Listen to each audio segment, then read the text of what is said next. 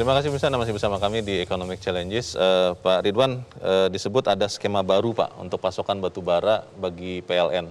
Itu apa dan bagaimana itu bisa memastikan tidak ada lagi shock-shock seperti ini Pak?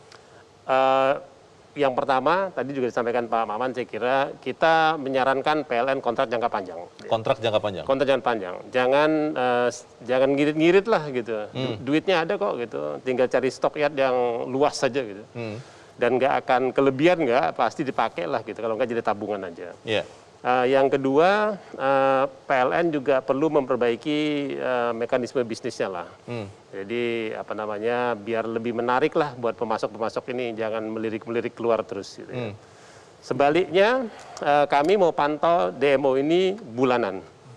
Yang terjadi kemarin kita pantaunya tahunan. Jadi orang selama setahun itu dia suka-suka aja, lagi bagus di luar dia keluar aja. Gitu. Jadi tahun 2021 lalu itu dievaluasi setahun? Setahun. Ya. Sekarang akan bulanan? Akan bulanan. Jadi ketika akhir bulan dia tidak penuhi pasokan demonya, ya goodbye dia. Goodbye itu artinya? Goodbye itu tidak boleh ekspor gitu. Sampai memenuhi kewajiban? Sampai memenuhi. Fakta 2021, dari 634 perusahaan batubara, hanya 15% yang memenuhi DMO 100% ke atas. Begitu. Jadi ini sekali lagi dari dua sisi harus sama-sama memperbaiki diri. Yeah. Sama juga yang ekspor-ekspor. Ketika tadi disinggung kepentingan kita ekspor ke luar negeri, saya sudah sampaikan juga kepada Jepang dan Korea yang datang ke saya. Dari 99 perusahaan yang berkontrak dengan perusahaan Korea, hanya 15 yang memenuhi DMO-nya. Dari 37 yang berkontrak dengan Jepang, hanya 8 yang memenuhi DMO-nya. Yeah. Pesan saya kepada mereka, kalian berbisnis dengan perusahaan yang bagus lah gitu. Jangan sama yang nggak patuh. Gitu. Oke. Nah itu akan kita pantau secara terus-menerus dan juga kita pastikan ketersediaan transportasi. Yeah. Jadi nanti PLN juga saya kira perlu bekerja sama dengan perusahaan-perusahaan transportasi untuk memastikan selain batu baranya ada, pengirimannya juga lancar. Termasuk juga infrastruktur di tempat penerimaannya PLN juga. Kalau harga jualnya, ini mungkin Pak Hendra ingin bertanya, cuman tidak berani saya yang menanyakan. Harga jual untuk PLN itu yang $70 per ton itu Pak Ridwan, apakah tidak ada rencana untuk dinaikkan? Karena harga internasionalnya di atas 100-an. Iya, sejauh ini tidak ada rencana untuk itu. Belum ada rencana untuk itu. Diputuskan di sidang kabinet sejak Maret 2018. Kita ikut saja itu karena menurut hemat saya ya, beberapa masukan, beberapa kritik juga mengatakan ini haknya rakyat. Gitu. Jangan disamakan dengan kalau kita jualan keluar. Jadi berikan rakyat haknya. Baik. Pak Maman, tanggapannya Pak, skema baru ini bagaimana? Begini, saya kembali lagi harus fokus kepada sumber masalah. Ingat ya, kita jangan lagi, poinnya begini, kita nggak boleh lagi terulang yang ini, kejadian kayak begini lagi. Artinya apa? Kita harus fokus pada sumber permasalahannya. Sumber permasalahannya apa? Karena Bapak ini terlalu memanjakan. Saya analogikan pemerintah ini, terlalu memanjakan anak manjanya. Siapa itu? Dalam hal ini PLN. Akhirnya apa? Tidak ada kreativitas, tidak ada inovasi, tidak ada perubahan fundamental terhadap corporate culture PLN. Bentuk pemanjaannya itu seperti apa? Ya salah satunya ini. Kenapa saya bilang seperti itu? Ini kan semua bisa terjadi, Mas. Bukan karena PLN mismanagement. Supply chain-nya tidak segera diperbaiki. Kontraknya sudah dibilang dari dulu, rubah kontrak jangka panjang tidak diperbaiki. Yang ketiga, kita sudah sarankan, rubah mekanismenya buat mekanisme reward and punishment. Misalnya teman-teman yang misalnya sudah memenuhi komitmen DMO, kasih reward. Ya, seperti sekarang ini kan sedang disiapkan mekanismenya. Seperti tadi akan dibuat BLU. Bagi mereka yang sudah memenuhi kuota DMO, harga sesuai dengan harga pasar, nanti ada selisih. Teknisnya nanti akan didetailkan oleh Minerba. Artinya apa? Harus ada perubahan fundamental. Agar kita mendapatkan all of opportunity, semua kesempatan.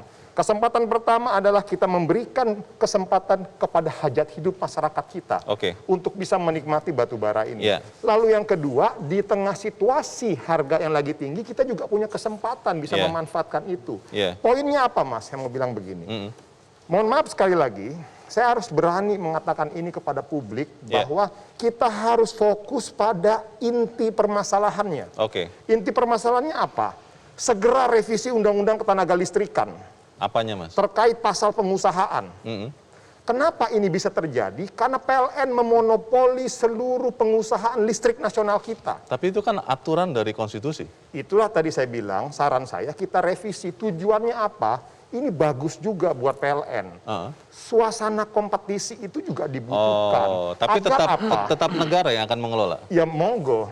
Ini kan aturan. Oke. Maka kenapa tadi saya bilang, kita selama ini dikacaukan dengan nasionalisme sempit, Mas. Oke. Seakan-akan Baik. bahwa kalau kita nasionalis, Ya. kita harus berpihak kepada BUMN. Ya.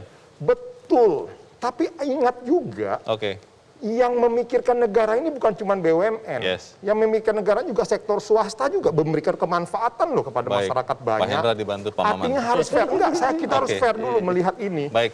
Mohon maaf loh. Ya. Yang membantu di daerah pedalaman itu bukan hanya BUMN. Saya setuju. Baik, Pak bahwa Maman. BUMN juga memberikan kontribusi. Karena tadi Pak Tapi Maman swasta juga oke. memberikan Karena Pak kontribusi. Maman sudah bilang tadi Pak Darmo dan teman-teman kelihatannya dimanjakan oleh Pak Ridwan. Saya ingin bertanya kepada Darmo. PLN dimanjakan itu Pak Darmo. Bagaimana memperlihatkan bahwa memang manja atau tidak begitu? Bagaimana Pak Darmo? Mohon dibuka dulu Pak audionya Pak. Iya. Pak Leo, Oke. Pak Maman, bahwa sektor kelistrikan ini adalah heavily regulated gitu. Jadi artinya apa? Kenaikan biaya dari untuk penyediaan tenaga listrik itu sudah diatur secara menggunakan undang-undang, peraturan Menteri Keuangan, peraturan Menteri SDM dan lain-lain. Artinya apa? Ya. Setiap kenaikan itu akan dipastru, baik itu lewat subsidi, karena itu banyak sekali listrik yang memang biayanya 450 perak, yang dari tahun 2004 pun tidak naik untuk rakyat yang miskin. Jadi kalau begitu ada kenaikan, ada beban terhadap APBN. Nah, kemudian juga 72%-nya ada kenaikan biaya pokok produksi listrik juga akan dipastru ke pelanggan. Nah, untuk itulah memang kenaikan biaya pokok produksi listrik ini akan mempengaruhi satu adalah budget dari APBN, kedua juga dari tingkat inflasi di masyarakat karena ada kenaikan biaya kebutuhan pokok yaitu listrik. Nah, untuk itulah kami juga melihat misalnya dari 130 juta kebutuhan batu bara itu separohnya untuk listrik swasta. Jadi ini bukan melalui procurement dari BUMN, tetapi adalah B2B. Tetapi juga dalam proses ini mereka juga mengalami kesulitan pengadaan batu bara karena ada disparitas harga, sehingga kontrak-kontrak yang sudah mereka tanda tangani pun dalam prosesnya itu tidak terdeliver. Sehingga misalnya dari 17 PLTU yang harus kita masuk ke pasien dan saat ini sedang kita lakukan koreksi agar stockpile batu baranya itu bisa segera diperbaiki, itu separohnya adalah PLTU milik swasta yang size-nya juga besar-besar. Misalnya PLTU Jawa 7 2000 mega, dari Cilacap lebih dari 1000 dan lain-lain, itu semuanya adalah pembangkit swasta yang saat ini juga dalam proses perbaikan menjadi pasiennya dari Pak Dirjen Minerba, yaitu Pak Ridwan Jamaluddin dan juga PLN.